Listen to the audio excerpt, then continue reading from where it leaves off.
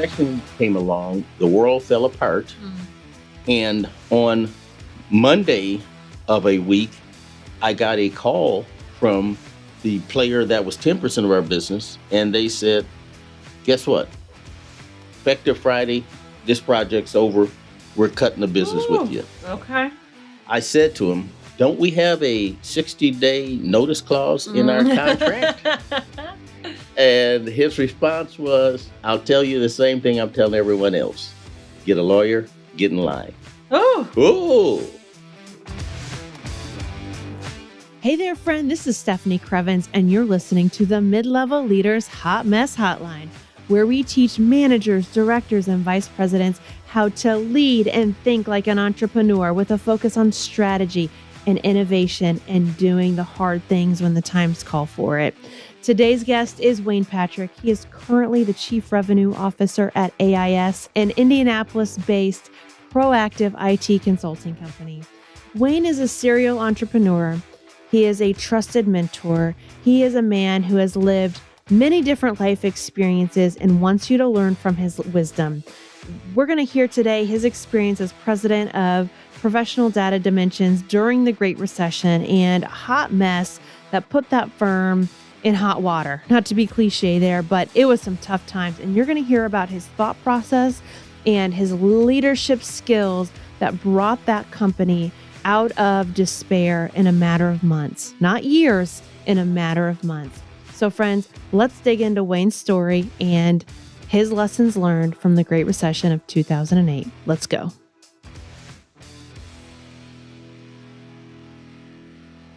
All right, Wayne.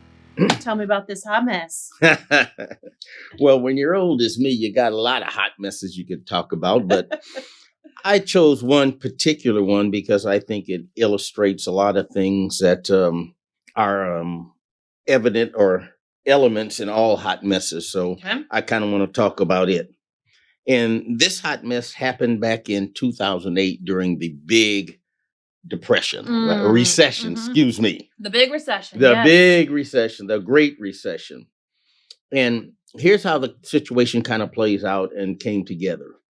We had put on a long campaign and had now gotten somewhat firmly entrenched in the automobile industry. Okay. So we had two existing customers with two large automobile industry players. Okay. And back us up. Who's the we on this? I'm sorry. My company back then was a consulting and services company called PDD. Okay. And we had about 400 or 500 folks working for us. We were in Indianapolis headquartered, but we did business in a 7-state region around the surrounding states around Indiana. Okay. So we'd fought pretty hard and had gotten into the automobile industry. And this was primarily in Detroit because, of course, that's the locus and where it's all done. Mm-hmm. And so we had two major players in the industry who we were doing business with. One of them was 10% of our business. One of them was 15% of our business. Okay. I had a third in the queue that we were trying to get in, and it was getting close. And we were about to, I think, get that contract put together. What happened is the Great Recession came along, the world fell apart. And on Monday of a week, I got a call from the player that was 10% of our business. And they said, guess what? Effective Friday, this project's over. We're cutting the business with you. Okay. So I'm going to lose 10% of my business. So here's how that one played. I said to him, don't we have a 60-day notice clause in our contract? And his response was, I'll tell you the same thing I'm telling everyone else. Get a lawyer, get in line. Oh. You know, the world was falling apart as we knew it, and they really had no choice. So here I am looking at losing 10% of my business. I know that if the automobile industry is struggling, my 15% of my business is also at risk. And probably that third that I have teed up that's going to be my big hit this year for new business, probably not going to happen. So I'm in a spot where not only is the world going to fall apart, but potentially my business is going to fall apart because Mhm. you drop 20% of your revenue in one big hit. It's pretty hard to hold on and to Mhm. recover. And I'm right at that point at a loss for, oh boy, what do we do? Mhm. So that's kind of how we got to that hot mess. And that's kind of where we sat and kind of what was going on. So do you remember what month this was? Because I'm trying to remember how 2008 unfolded, at what point in the year things really exploded. Well, 2008 is when it started, and it was, gosh, October, November timeframe when things started getting really ugly.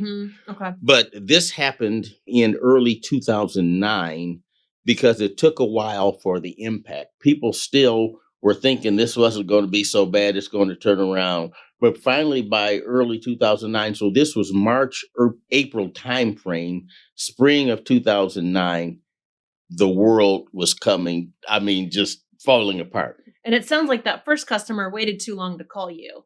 That's certainly a possibility. Again, they were probably like everyone else thinking, gee, this isn't so bad. This isn't so bad. Mhm. Right. Being optimistic. Absolutely. Because as you remember, at the time there's an election going on, and one of the candidates running for president at the time said, oh, economy's sound. Mm. So nobody really believed. And we had no idea just how bad Sure. it was. Sure, Just sure. how bad it was. Yeah. So your 10% is gone. When does your 15% leave you? Well, I don't The know next that one. it's going to leave me. Okay. But Yeah. I'm thinking in my mind, Uh-huh. oh boy, that one's at risk too. Uh-huh, Then, if uh-huh. this one's coming to me, that one's got to be at risk too. So that means I've got multiple issues. Number one, what do I do about losing the 10% of my revenue? How do I recover from that? Mm-hmm. And the second is, what if anything can I do not to lose the 15%? Okay. And what, if anything, can I do to hold on to the other prospect that was going to be probably another 15% of my business in terms of size that I could add in that year? Now, to your question before you ask it, yes, one of the mistakes we made was putting too many eggs in one basket and betting Mm. on that one industry and Mm. having too much of our business concentrated in 2 or 3 customers, which really puts you at risk. Okay. Because if you lose those, how do you recover? Okay. And that's a continuous problem throughout the growth process Mhm. because, when you get the big bite, it becomes such a large piece and portion of your business, it's hard not to have that happen, at least for a while. Mm-hmm. Mm-hmm. Absolutely. Yeah, So that makes great sense. yeah, but that was a potential issue right there. Then, boy, we have too much in one industry. What do we do now? Mm-hmm. What do we do now? And not just too much in any industry, it's the automotive industry in the Great Recession of 2008. Well, not only that, take it even further. Automobile industry is traditionally cyclical, and we know that going in. Mm-hmm. And so we know there's going to be up cycle and a down cycle, and you should have an offset to try to, compensate for that when it goes down. So we made some mistakes, but that's okay. Okay. That's okay. You learn from them. Oh, did we learn?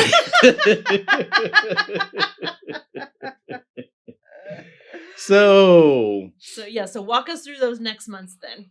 So, first thing I did, and you'll hear this again later on, as I said, okay, I got to de-stress. Mm-hmm. So I went out for a run, and I ran, and I like to do that because I like to have my subconscious have a chance to work on the issue. Love it. Okay. Mm-hmm. So I went out for a run. Then I came back and I sat down and says, okay, first thing we have to do is kind of define the issue and the problem and decide what are we contending with here. Yep. So the first is we've already talked about potentially lose 10%, potentially lose 15%, potentially lose the major prospect. Now, what's that mean? Financial complications and implications, because cash flow is going to be, just excruciating. Mm-hmm. Second, I have covenants on my bank loan that it could get even worse. Oh. Yeah, because if I'm not maintaining those covenants, and if I lose 10% of my business and 15% of my business, I'm probably not going to maintain those covenants. Maybe I lose my bank loan. Oh. Right. Oh. Okay. Right. So it escalates and gets worse Oh, okay. quickly. Second, after that, I have to start to think about, okay, what messaging does this send to the organization? If we lose 10% of the business, what's the staff think? What are they going to say to themselves? How are they going to react? What are they going to do? And what do I lose as a result of that? Okay.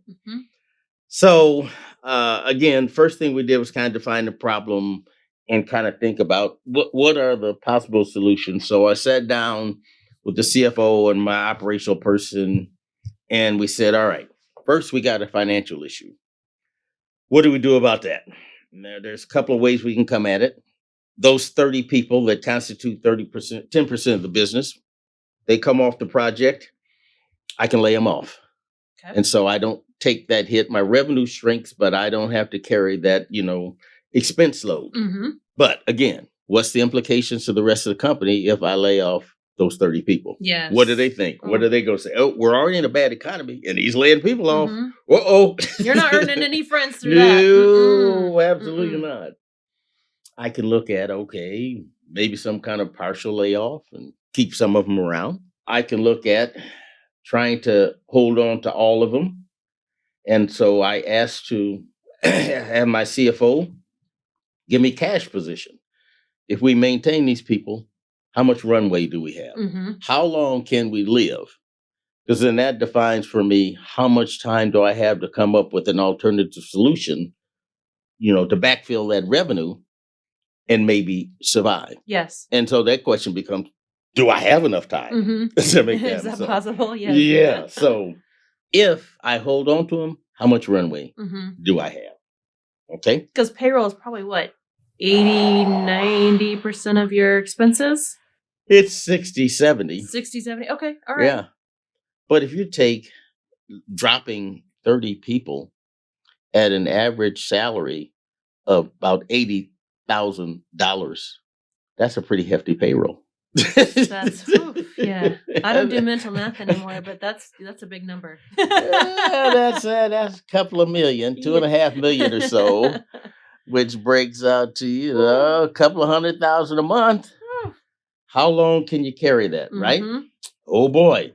So define the financial implications, kind of define the internal cultural implications, and then, gosh, think about, all right, what can I do? How do I come at this? What are my options? All right. So told you we'd come back to this. Now that I've got it all stacked in there, I go for a run. And this is a couple of days later anyway. But I go out for another run and I let my subconscious work on this again. And then I come back and we sit down. We say, okay, now let's start thinking about what do we do? What's our options? What's our possibilities? How do we get through this? So I decided, here's what I'm going to do. I'm going to trust in the people in the company. All right. Wow. And I'm going to go to the organization and I'm going to confront them with the brutal truth. Okay. Here is where we are. All right. Here's what we need to do. Are you with me? Right. Yes. So I called everyone into the conference room, or the administrative staff anyway. And I did just that. Here's where we're at. We're going to lose these people. This is what it means. I mean, I told them everything. This is what it means from a cash flow perspective. This is how long we got to live. This is what we're looking at. Wonderful. Now, here's the options we got. I can lay all those people off. And certainly that happens. But is that what we want to do? And I'm really asking you, what do we want to do? Because we know those people are just like us. They have families. They have obligations. Do we want to do that to them? I said, I can lay them all off. But here's another scenario I want to present to you. And then after I do that, I'm going to leave the room. I'm going to let you think about it. I'm going to let you all talk about it. And when I come back, you can tell me what you want to do. And if you got an alternative plan, I'm good with that too. So here's what I'm thinking. And we've run the numbers and we think we can survive this way. Everybody takes a 5% cut. Everybody takes a 5% cut. I know that's a lot to ask, but that's a possibility. Then everybody in management takes a 10% cut. We should. And oh, by the way, and this, of course, anybody who has been in business knows and recognizes your faces all the time. I won't take any salary. I'll come out of the payroll altogether. Now, I'm going to ask the salespeople another question. And you're really going to have to get on board and help me if you really think this is the right thing to do. Can I defer commission? Okay. Push it out until we can get to a point and a place where I can make you whole. Wow. Now, I'm telling you the truth because I want you to be on board with this because it's going to hurt. It's going to suck any way we go about this. So I'm going to leave the room and I want you to talk about it and I want you to think about it. Now, if you go with me, if you work with me, I promise. Now, I can't promise you the outcome. All right. I can promise you we'll be in this together, but I can promise you if we get through this, I will do you right on the back end. Okay. I'm going to take care of you. Yeah. So wow. Think about it, talk about it, let me know. So, well, what's the feeling in the room when you left? Oh boy. Oh. People are sitting there going, huh? Oh my God. Yes. Oh my God. I'm sure it's just like somebody just hit them in the head with a 2x4. They don't know what to do. But there it is. And how did you feel about yourself as a leader using that transparent process, the willingness to spill your guts and offer them a solution? I felt, first of all, dumb and stupid that we were here and embarrassed, okay, that I have to go do this.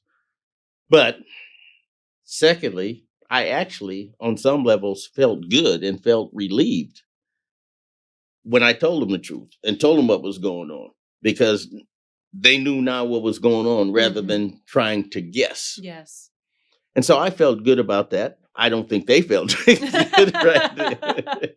They felt like you did after you hung up with that first person on a Monday. Right. like the Mack truck had just like hit him in the head. Yeah. Yeah. So I left the room and I let them talk. And then after a bit, they came out and told me they were ready to talk. And I went back in. And believe it or not, they all said, we're on board. Let's do it.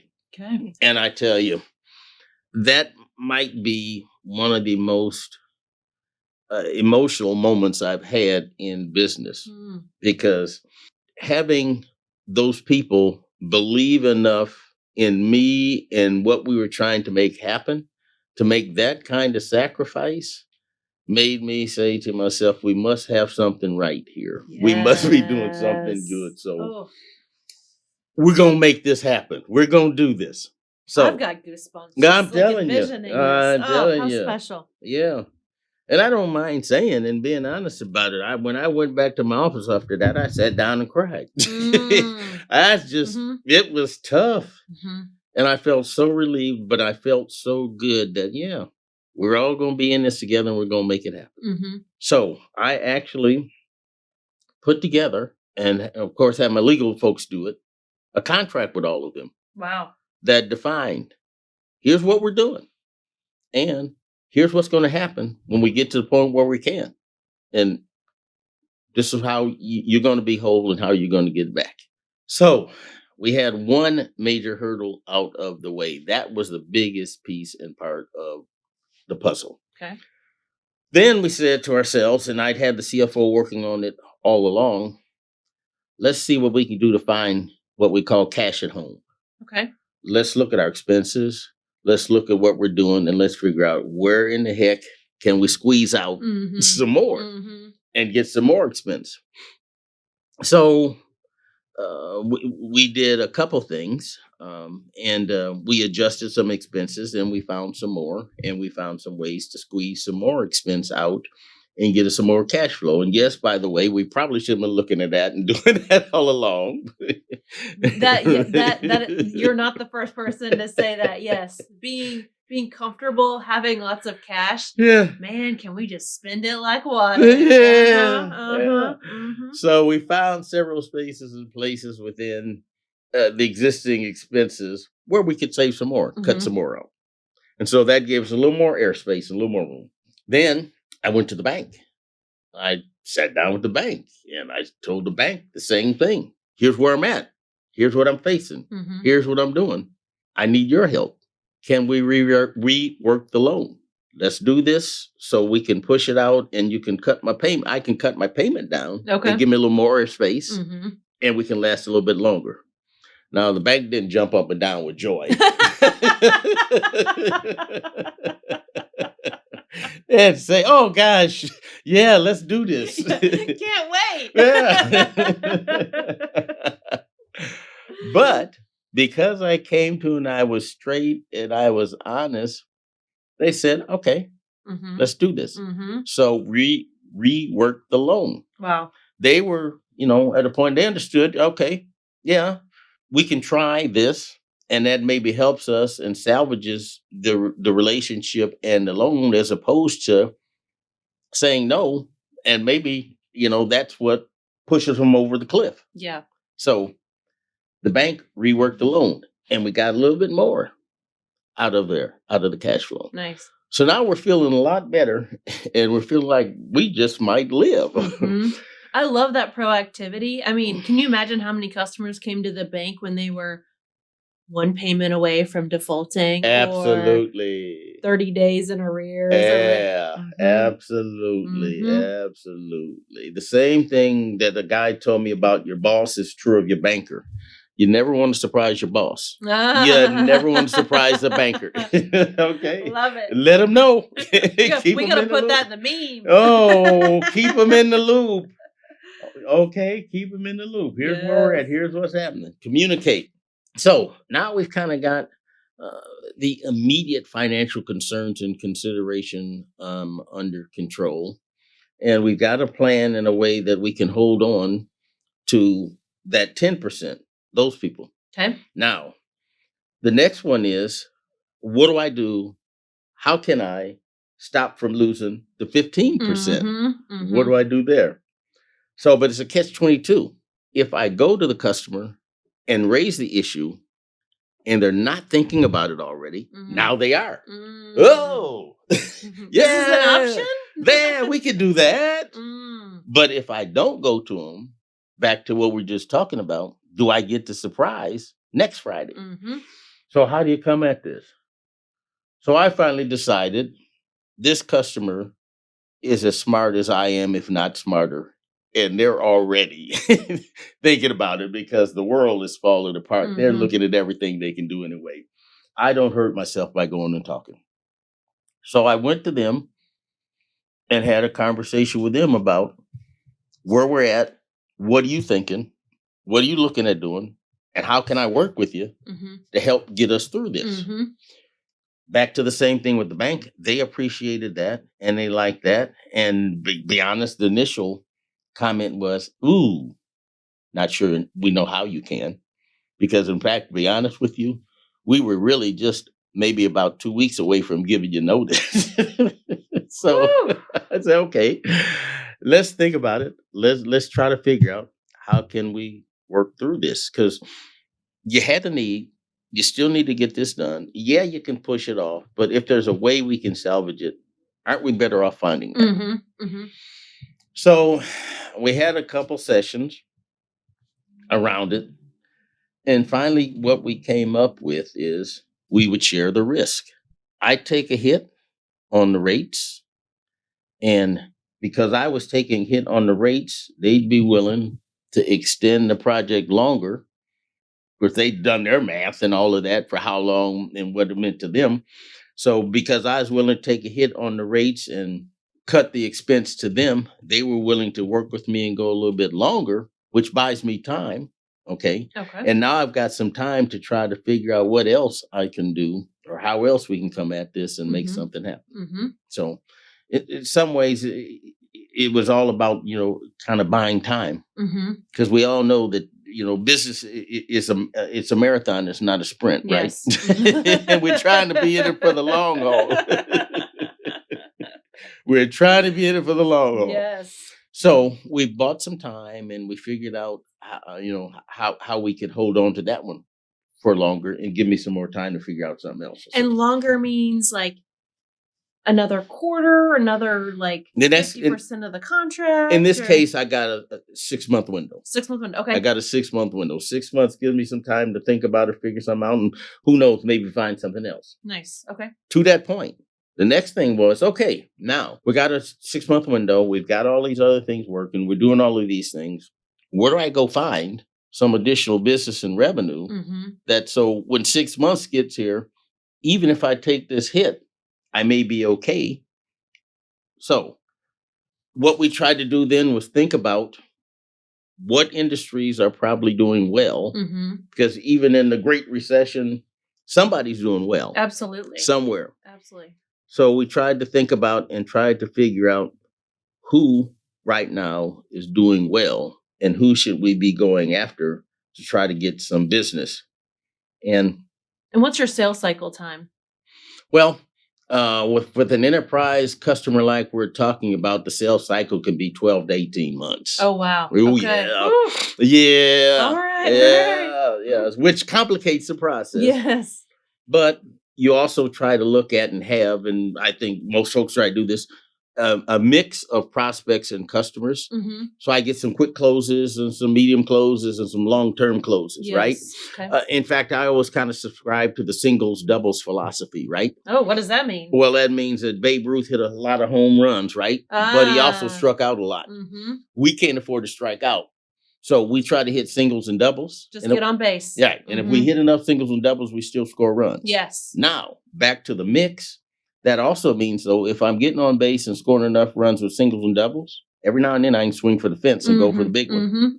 Right. Yes. Right. So you got to have that mix and that distribution. Love it. So we identified a couple of industries where we thought, gee, they should be doing okay right now. Not surprisingly, one of those were people who dealt with bankruptcies, foreclosures. I mean, let's just be honest. They're doing pretty good right now, right? True story. So, True story. how do we get at them? So we tried to figure out how to go after those folks and get some of the business with them, right? Yes. Then we thought about, okay, the other people potentially who are doing good are people who are consulting with organizations, working with organizations to try to help them manage their way through this ugly time. How do we get in with them? And so we refocused and rechanneled and went after those industries as well. We didn't certainly stop everything else, but we put renewed emphasis and effort on trying to get some of those folks who are doing okay now, and we could have some, potential wins there quicker to help us stay alive. Yeah. Yeah. Awesome. All okay. right. Yeah, I mean, that is kind of morbid. As other people's lives are crashing around them, there are people that are, I don't want to say benefiting from it, but they're positioned to serve. Well, somebody somewhere is always doing really well. It doesn't matter. Somebody's doing right now in this economy we're in, although actually I think it's a fairly decent economy right now. But it is. Even through the worst time of it, somebody was doing well. That's right. Somebody was doing well. Well, and I was just looking, I know this will be dated when it comes out, but I was just listening to the Indiana unemployment stats for this previous month. We're down to 4% unemployment already. Yeah. And so we're recording in March 2021. Yeah. These are February numbers. Right. That's amazing. Well, and remember, nationally, we created 379,000 jobs, which is like 4 times what it was the month before that. Now, is that sustained? I don't know. We'll see. Sure. But overall, I think it's a pretty decent economy right now. Yes. Yeah. A lot of amazing things that are happening. And right. When you look, what that reminds me of is, the evolution of business to more automation and more technological advances. The concern has been our blue collar workers. How do we reskill them, upskill them, transition them to a more technological environment? the pandemic forced us to evolve our technology by 10 years. Oh, in yes. 1 year. Oh, yes. And so naturally, the jobs would evolve with it. Thus that $400,000 job Yeah. mark. You're absolutely right. That trend was already in process, but the pandemic accelerated Yes. it, put it on steroids. Mhm, And I mean, yeah. Whew. Yeah, absolutely. So, all right. So we've talked about your 3 big moves, and I actually Mhm. articulated like this 8-step. I know this comes from your engineering mind, but this 8-step process that you work through, these 3 big moves. Anything else about the hot mess that we need to know before we go to commercial break and we come back and we hear your leadership lessons learned from this experience? Boy, that's a good question. Let me think about that. No, I don't think so. That pretty much defines it and describes it. Talks about all the potential implications, the financial implications, the cultural implications in terms of the organization. What were the factors that made it tough to deal with? Obviously, the faltering economy overall made it hard to try to figure out how to work your way out of it, because if you're in a good economy, you can probably find revenue and opportunities easier, but still. I think that kind of defines it and lays out the issue and the problem and kind of what we did to try to work our way through it. And of course, by the way, we did work our way through it. Hot dog. And it went well, and we got to the point, and I have to say, I was at a point when able to go back to the team, give them what I owed, and then give them some more. Wow. And take care of them. Yeah. How did you as a leader, because I mean, those initial steps that you outlined in that conference room and the steps that you took to legally put yourself on the hook so they knew like you're all in, you're going to make it right with them, you made it right. What are the other steps you took to build trust with them on a daily, weekly basis as you all are slogging through this together? Well, the number one thing is continue the transparency and honesty. Okay. Let them know where we're at, how we're doing, how much progress are we making. Keep communicating and make them understand where we're at, what's going on, and are we making progress. That's a number. And that you really should be doing that regardless whether it's a hot mess or not. Yes. But communicating. Here's what we're doing, here's how we're going, and here's what's happening. Yeah, that makes sense. I've been sharing with all of my leaders in the past year, you have to rethink transparency like times like these, which is what you did. You opened the book and bared everything to them because you had to in order to survive. Mm-hmm. Why can't we have that same kind of transparency all the time so that people understand like the stakes that are at play when you're goofing off every Friday afternoon? Really, exactly. You're absolutely right. And that, I think, is something that we do need to do. We just don't do as much of it as we should. Yes. Well, back to what Good to Great. You say, confront the brutal truth, right? Yes. Yes. Yeah. Yes. The numbers are the numbers. They're not going to change. That's right. Absolutely. So communicated. And then probably the other thing that we did and that I did that helped them have trust and faith was I started doing more of what I call management by walking around and spending time with them and trying to help them and get their input and get their insights on, what do we need to be doing? How can we be getting better? What kind of things have you thought of that can help us work our way through this process and get out of this mess? Nice. Great to do that. But the other thing you have to remember too, though, is you have to be honest and you have to actually take it into account and do something with it. Okay? Yes. If you just go out there and have they're not going to believe. In fact, that makes it worse. That makes sense. But, they also do have to understand, and you have to be clear about that, is, I want your input and I want your ideas. I'm not going to guarantee we do everything that you say, but we are going to listen to it. We are going to evaluate it. And in fact, you're going to help me decide whether or not we do it. Yeah. So. Love it. Absolutely. Allow them to be part of the filtering process. Absolutely. Yes. There you go. Let's take a quick break. Okay. And then we're going to come back and we're going to walk out of the hot mess. This season of the Hot Mess Hotline is brought to you by my Hot Mess Quiz. One of the common lessons that my clients learn during coaching is how to really evaluate a problem, dissect it for clarity, and then take action on the tasks that really move the needle.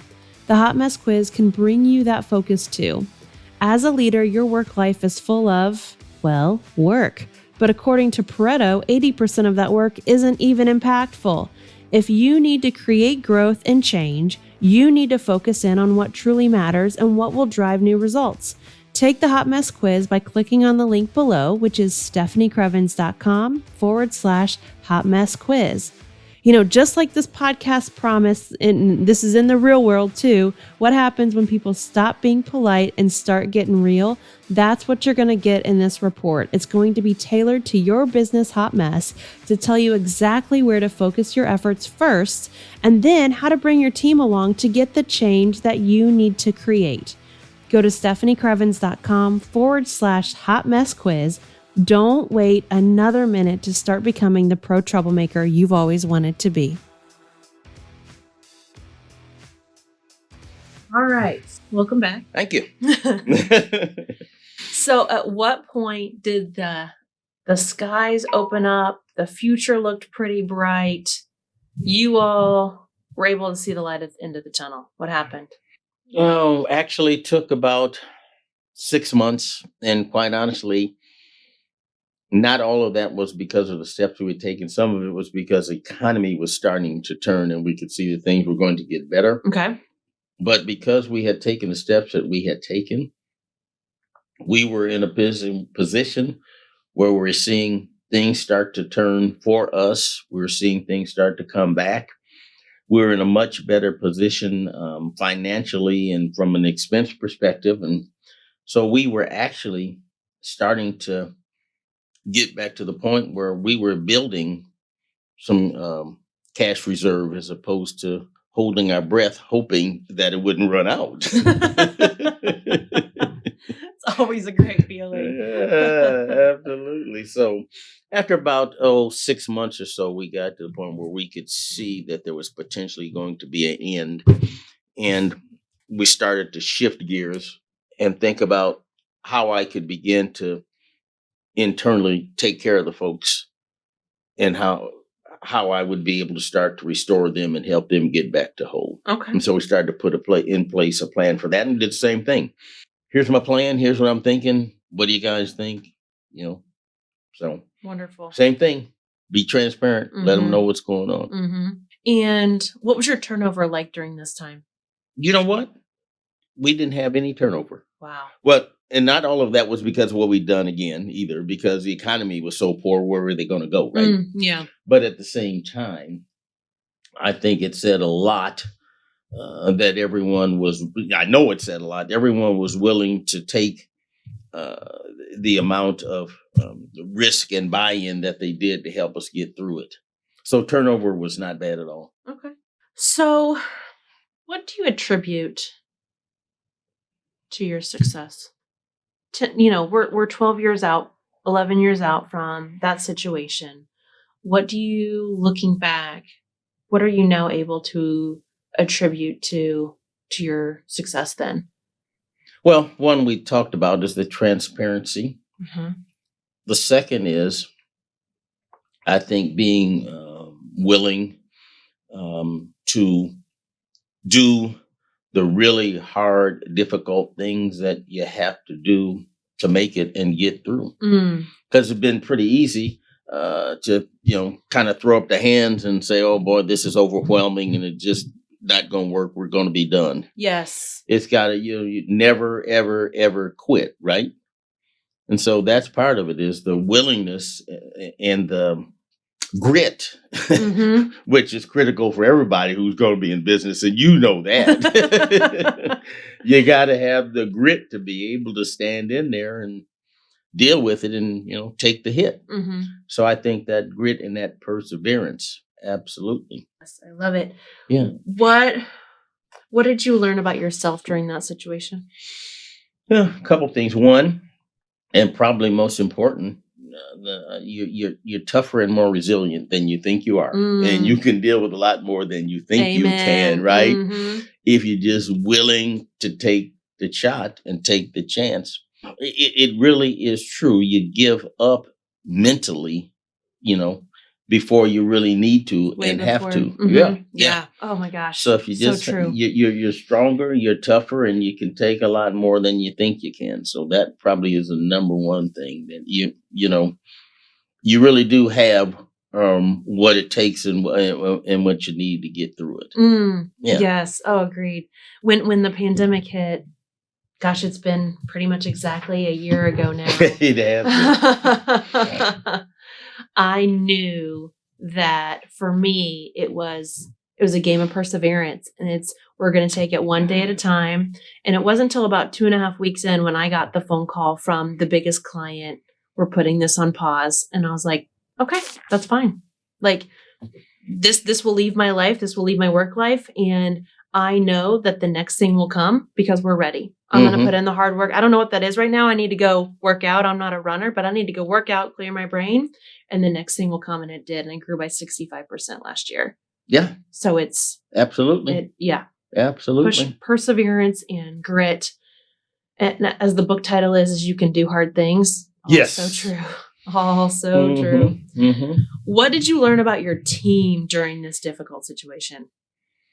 Well, first of all, that people, if you are treating them right, are committed and are engaged and really care and want to make it happen. Yes, they're there to get a paycheck, but if you're doing things right, the people are committed. They do care. They are committed and they want to see it happen. They do buy into the mission and the vision. If you allow them to see where you're going, they're willing to help make it happen. Yes. Because they want to see it happen and they want to have some impact. They want to make a difference. They want to have some value. So that was, I think, one of the biggest and most important things that I learned is if you trust in the people, we know it's about the people, but if you really, really trust in the people and give them the chance, they really are what takes care of you and really what makes it happen. Yeah. I know too many leaders that take on too much of the burden of leadership. What's your advice to other leaders to share in that trust, share in that burden, share in that, the sharing of the accountability? Like, how do you do that as a leader? It's tough. But at some point, you really do have to come to grips with what is it that you want, right? Do you really want to grow, scale, and have a larger organization? Because you can always make the decision that what I really want is a small business or a lifestyle business or however you want to characterize it. And I want a business that I can manage and I can control. All things flow through me. Yes. And that's where I'm at and that's where I'm happy. Now, if you do really want to grow and scale, then you have to understand you have to let go. What got you here won't get you there. Nope. And unless you give people the opportunity to take some of that load off your plate, it just will not happen. You become the bottleneck. Absolutely no doubt. Yeah. Give people the opportunity. And the other is you have to learn to trust and allow failure. People are going to fail. You failed. That's how you know what you know. That's right. Okay. I mess up every day, Wayne. But that's how you know. I say to younger staff, and actually I say to my son all the time, and he says, yeah, I know that. But I say, I have more scars than you have been in fights. And is the difference. But I have those scars because I failed and I learned those lessons. So you have to learn to trust and allow other folks to fail. Yes. Now, you don't have to give them everything and let them take the entire company down. It is delegate, not abdicate, right? Yes, and absolutely. So you have to manage the process of delegation. And I usually say, and again, this is, business according to Wayne, my thoughts, not necessarily the absolute or the right way, but you have to figure out what are the things you got on the plate Then of the things that I have on the plate, what are the things that I can delegate and get off my plate that are not the core most important things I got to do? Yep. And that's not rocket science. Now, once I define what those things are, then I look at those and I ask myself, what are the one or two or three that I can give out first, give you a chance to learn, give you a chance to try, give you a chance to grow, that even if you mess it up, we don't get hurt too bad. Mhm. Where's my least exposure? Mm-hmm. And so I give you those one or two, and I help you learn and grow through those. And then we go up the scale to the next ones. Okay, which ones now are the intermediate or whatever you want to call it, Yep. where if they mess this up, my exposure is greater, but they've had some time to learn. And so the chance that they're going to fail is less. Not zero, but less. Yes. But you have to manage that process of delegation. You can't just throw it all over the fence and say, okay, make it happen. That's right. Because Absolutely. then what leaders do is they yank it back and then they get called micromanagers and then they get upset. Absolutely. We're right. Absolutely. The other thing is you have to accept and understand everyone is not going to do this exactly the same way you would do it. Mm-hmm. And that's another thing that we do as leaders. We don't allow people to do things differently than we would do, because after all, the way I do it is good. That's and right. it's right. So That's right. if you don't do it like me, what's wrong with you? So you have to accept and understand, and in fact, invite the possibility there might be a way to do it different that's better. Yes. Right. Yes. So yeah, allow them to fail, allow them to do it differently. Yeah. I've brought on a new marketing person lately and I noticed the way she does things. I'm like, oh, that's not how I would have done it. But man, you were like 50% faster. Okay. All right let's do it. then. All right then. I like that. I'm losing touch with marketing technology. Thank God. Yeah. It's not my job anymore. Very true. Very true. But yeah, there. So let's flip the perspective a little bit. What do you wish that mid-level leaders knew about what it takes, what it means to be in that CEO's hot seat? Oh boy. That's what I talk about a lot. I'm working with an organization now called AIS, and that's one that the owner and founder, Lamont Hatcher, and I talk about a lot. When you sit in the big chair, life is 100% different, Mm-hmm. right? Mm-hmm. The number one thing I think that they would understand and recognize is when you're in the big chair, you have a lot of insight, awareness, and experience that they don't have. And by that, I mean, you as an individual and organization are looking at that problem from the perspective of your silo. Mm-hmm. The owner or the leader is looking at it from the perspective of the organization. Mm-hmm. And yes, from the perspective of your silo, it may not make sense. But from the perspective of all the things going on in the organization, it makes sense. Yes. So accept and understand that leader knows things you don't know about what is going on. Now, that also goes back to something we talked about earlier, which is that leader, the more that leader can communicate and get you or make you aware of what is going on, Mm-hmm. the easier it is for you to understand and accept what's going on. Yes. But regardless, you still have to accept they know something I don't know. Yeah. What's your best advice for that mid-level leader who is ambitious, driven, probably wants to be the owner of something one day? How do they put themselves in the CEO's shoes when they're not there yet? And support the CEO, basically. Well, not rocket science, common sense. Number Mhm. one, do your job. Yes. Do it well. Yes. But then secondly, back to what we were just talking about, do as much as you can to learn about the business. Mm. If you're in accounting, learn what goes on in operations, learn what goes on in delivery. Understand the business, not your particular skill set, capability, and area. The more you can understand and learn about the business, where it's going, what it's trying to do, the better you're going to be able to support the mission, the vision, and the objectives. And the more you'll be able to understand those decisions that the leader makes and help the people in operations do their job better. Mhm. So as much as you can, learn and understand the business. Great advice. Absolutely. First, do your job. Second, learn about other people's jobs. Absolutely. But do your job. Of course. Do your job. We got a lot of mid-level leaders out there. They get real nosy about things. They lose track of what their job is sometimes. Right. But do your job. Yes. No doubt. Yeah. Good. Well, Wayne, thank you so much for this conversation and sharing your words of wisdom and your experience. I knew we'd have a great time. I had a great time. Really enjoyed it. Thank you so much for having me. Yeah. Truly appreciate it. And I hope that, and I say this to folks all the time, my value is I'm old, been around a long time, and I can tell you a lot of the dumb stuff you shouldn't do. So I hope that's been a value and folks profit from what we've talked about today. Yes, you learned it here. And now I owe you breakfast. There you go. Looking forward to it. My friend, how is that for an episode with Wayne Patrick?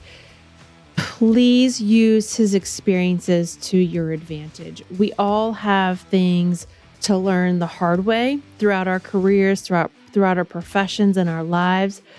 But I know that from the bottom of Wayne's heart, he wants to share his knowledge, his wisdom, and experiences with you so that you don't make some of the same mistakes. Now, Wayne has been thrown into some tricky situations and certainly learned to make the best of it. I want to summarize for you what I've heard during our conversation. Did you hear his approach to this problem as it unfolded? He's an engineer by training and it really shows, but let his process be your process. 1, define the problem. 2, work through what are all the things that could happen, what could go right, what could go wrong. 3, brainstorm all the possible solutions that could solve the problem. 4, review all of your options and all of those things on your brainstorming list. 5, turn to your people and trust them. You have to be willing to share some of the burden in order for them to pick it up when times get tough. 6, confront the situation with the brutal truth. 7, ask your team, are you with me? Be transparent with them so that they can join in with you. And then 8, ask the question, what do we want to do? In times of crisis, when the tough get really tough, turn to your people and ask them to be with you, but also be transparent with them so that they are working with all of the information that you're working with. Some of the other top lessons that I've taken away from my conversation with Wayne: share the burden, be proactive. I loved his little gem, you never want to surprise the bank or your boss. How true that is. If you're willing to dig in, or if you want to dig into some of these topics that we talked about here, when Wayne said you've got to have grit to keep going, you've got to persevere. There's a great book called The Hard Thing About Hard Things, and it's a wonderful book to help you understand how to have perseverance during the hard times in business and how to do the hard things. And then also Harvard Business Review has an amazing book on strategic negotiation. You heard some of that in Wayne's conversation with his second customer, right? Like, how do we negotiate on something bigger than just the agreement in front of us? And Harvard Business Review has a great article on that. I will put the link to both the book as well as Harvard Business Review's article in the show notes so you can dig into those further. All right, my friend, it is time to get off the internet, be a pro troublemaker that gets shit done, and I'll be with you next time.